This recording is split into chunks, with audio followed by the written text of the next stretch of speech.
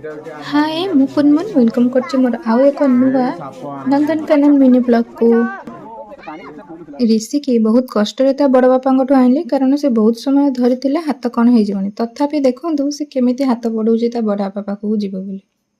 तो आम सरीसृप उद्यान बाहरी चली जाइलु हिप्पोपोटामस को देखा से तार गाधे पाधे सजबाज हो उठिकी महाराणी परिका ऊपर को आसुछंती।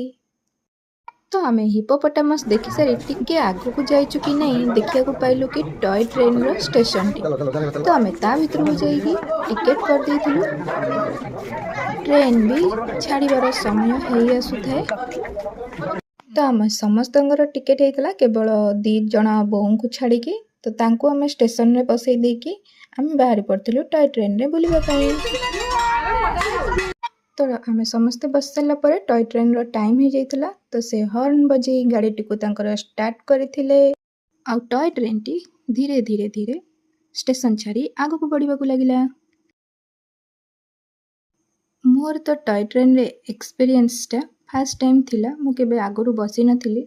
तो भाबितिली ट्रेन जेमती चले ताठू टिके कम बेगरे चलिबो कारण ता ना होची टॉय ट्रेन।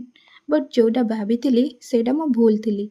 ट्रेन टी एते स्लो चलुथिला जे माने ता भितर हमको बसिकी बहुत बोरिंग लगिला। आ जणे जदी साइकिल ता साइड रे चलेई जीवो ना तो साइकिल आगो को पळेबो ट्रेन टी पछरे रहि जिवो। तो मो ट्रेन रे बसी सारला परे मने मने भाबुथाय कि मो काहे कि ट्रेन रे बसुथिली।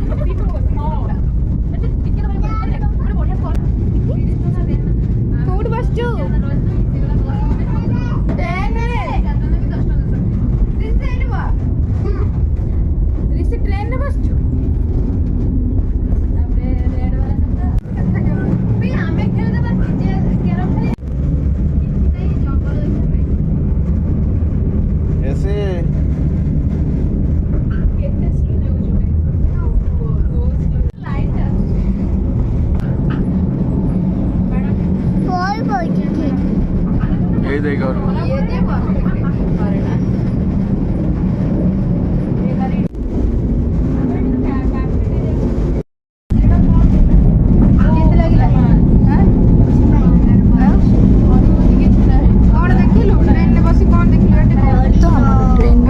सरी जाइथिले।